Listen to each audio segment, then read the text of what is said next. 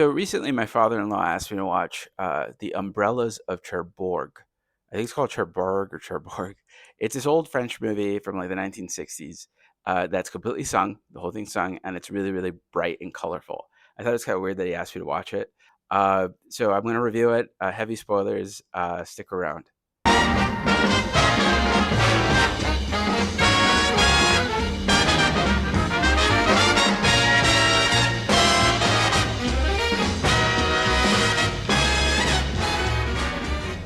Mon amour. Okay, so my father-in-law never recommends movies. Like, he watches a lot of movies. We've watched movies together, but it's usually something that like my mother-in-law puts on, or it's just like something that we just kind of agreed to watch or something like that.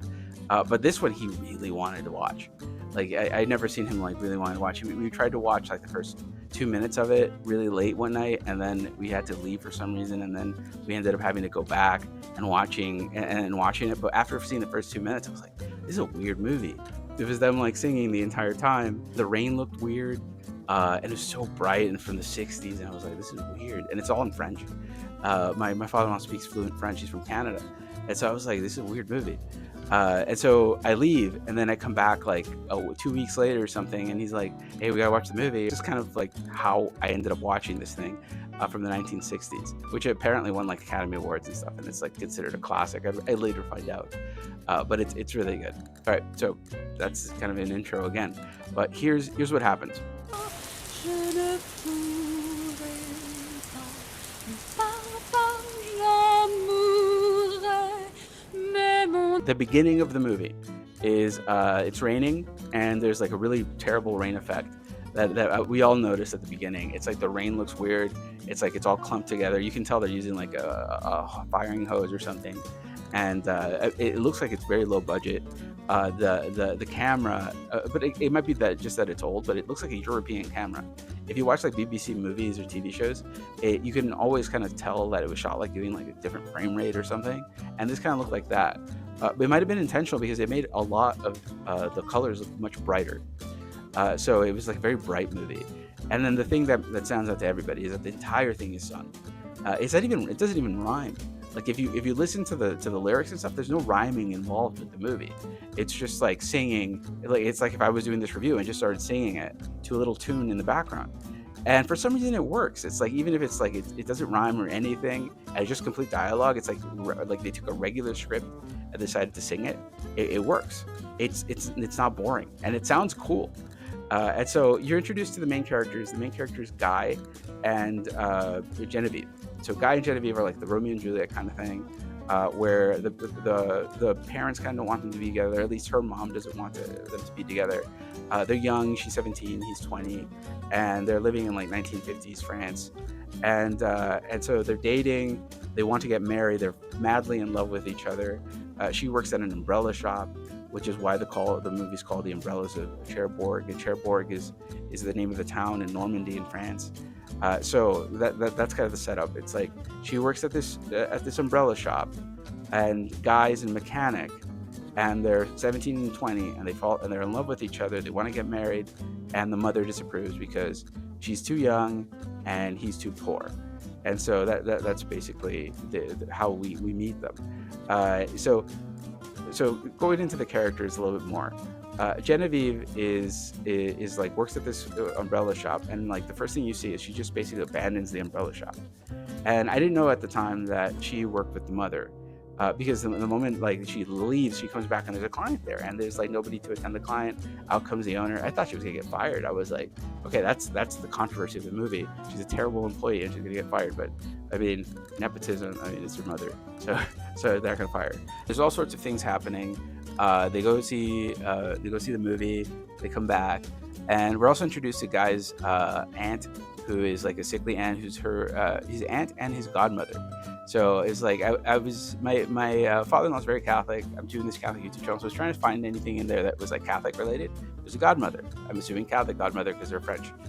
So that's I think the only Catholic thing that was in the movie, the French Catholic godmother. But she's a very nice old lady, and she's about to die. Even though she doesn't die, she dies like 2 years later. But she looks like she's about to die right there. And then there, she has this caregiver. I think her name is Madeline or Madeline or something, who looks like she's attracted to Guy, but Guy only has eyes for Genevieve, who everybody apparently falls in love with Genevieve, but nobody takes a look at Madeline, which is unfortunate, because she seems like a really nice girl. And spoiler to the end, she gets the guy. She gets the guy in the end. Anyway. Est-ce que je suis trop laide ou trop bête? Mais non, tu n'es pas laide, tu n'es pas la merveille des merveilles. J'ai parlé à maman de notre mariage. Elle m'a évidemment traité de folle. So Guy is drafted into the war. That's like the big inciting incident or whatever, the thing that keeps them apart. She gets pregnant, basically. So that happens right before he leaves. Okay. Now, while this is happening, the mother's losing the umbrella shop. She has all this debt, and she's trying to raise money to save the umbrella shop. She's looking at her like jewelry and stuff, and she goes to a jeweler to try to sell it. And there's this jeweler there named Roland, and Roland is like a bit older, more mature, and kind of looks kind of like a creep. Really, like at first I thought he was gonna be like a really bad guy, because he's like you can tell that he's doing a lot of favors for this family. He's buying like the jewelry probably for more than what it's worth, all so that he can marry Genevieve, because he saw Genevieve on the street or something. She thought, wow, she's really attractive. Later we find out that it's kind of like because she reminded him of his I think ex-wife who was mean to him or something like that. And so, but he's very attracted to Genevieve, and decides to like, I'm going to win my way to her heart by basically winning my way to my mother-in-law's heart, or my future mother-in-law. But they get married. That's another spoiler. They get married at the end. The guy loses. So it's kind of weird because like he's buying the jewelry, he's inviting himself, or he's being invited to dinner by the mother. He's spending more time with the mother. He's basically, it looks like he's courting the mother the entire time instead of quoting Genevieve, courting. And so they're going to dinners and stuff like that, and he just blatantly says like, hey, I would like to marry your daughter or something like that to the mother. He proposes to the mother, and the mother then gives the message to Genevieve. Well, Genevieve heard through the door, and then Genevieve's like, no, I don't want to marry him. I'm in love with Guy, and I'm pregnant. I'm like super pregnant. And so he rejects him, but then you see her like 9 months later, she's like super pregnant. And for some reason, Roland still wants to take her. He wants to marry her. And you can hear that sound. I don't know if you can hear it. It's like a beeping. The computer's about to turn off. Et ce soir, elle m'a interdit de te voir.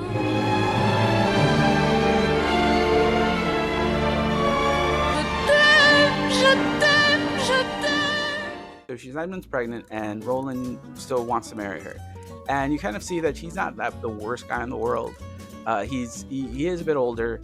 He doesn't know her at all, but he seems kind of weird. He's very weird, but he doesn't seem like he's going to abuse her or anything. And the fact that he would take her while she's pregnant is like, oh, okay.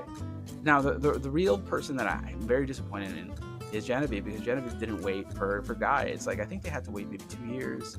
The letters were hard to get through, maybe because of the war. I don't know what happened. It was like breaking communication, and she's very young, and she was having a baby, so it was a very difficult decision. That's kind of like what the movie's trying to say. It's like you have no support, you're young, and your boyfriend who could die.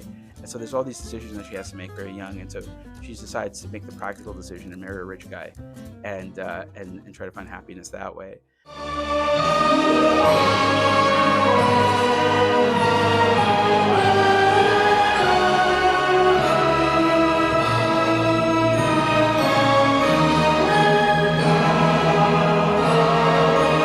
So she marries him. Guy returns and finds out that Genevieve is gone.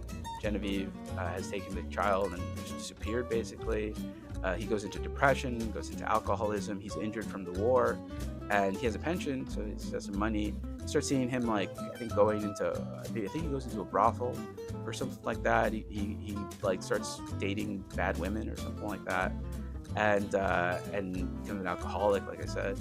And so you see him kind of deteriorate. Eventually, he's brought back up. His aunt dies and leaves him a bit of a small fortune. Not big, but enough to buy a gasoline shop, which was his dream. He always wanted a gasoline shop. and kind of sadly, but he decides that he's better off married to Madeline. I think her name is Madeline, who was his aunt slash godmother's caregiver. She was really nice. She looks really sweet, and she really likes the guy. And he decides like I'm better married than not married, kind of thing. And she's nice and will be supportive, and so he decides to marry her, and they get married.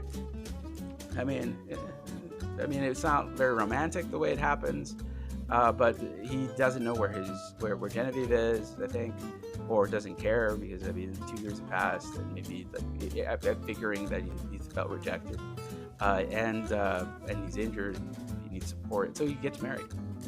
So then it cuts to I guess the final part of the movie, final part. So the final part of the movie is the rich guy has married the girl. The girl is now, also rich, has a nice car, and drives into the gasoline shop where Guy lives. It's Guy. That the French pronunciation is Guy. I've been calling him Guy this whole time. So it's Guy, but it's Guy, but French Guy. Anyway, Guy has a gasoline shop. He has a kid, and he's living with his now wife. And Genevieve is rich in a car with her kid, who is actually Guy's kid. And they just kind of talk in the gasoline shop. They show up in the gasoline shop. They haven't seen each other for many, many years, and they're like, "Oh, we used to have a thing. How's your life?" Like, "Well, it's good. How's your life?" "It's good." "Your kid's in the car. You want to see him?" "No, I don't want to see the kid." And okay, and they get in the car and they drive away, and the movie ends. And it's very melancholic. It's very sad. I was kind of disappointed that he didn't want it to have anything to do with his daughter's life. And there's this idea, well, maybe he's doing the best thing for the daughter, like not confusing the daughter or something like that. But I kind of think that he should, I don't know, found a way to include himself, because the daughter, well, the daughter mightn't think that Roland is the father. She's young enough. They got married when she was pregnant. Maybe Roland is pretending to be the biological father, and it might just confuse the child. Maybe when they're adults they'll find out. I don't know. But it seems very, very weird that he has this kid who he will not talk to, and I'm thinking it's for the sake of the child, but won't talk to the child. It's kind of sad. The whole movie is kind of melancholic in that sense. That being said, I'm going to give you like my final thoughts on the movie and recommendations. Okay.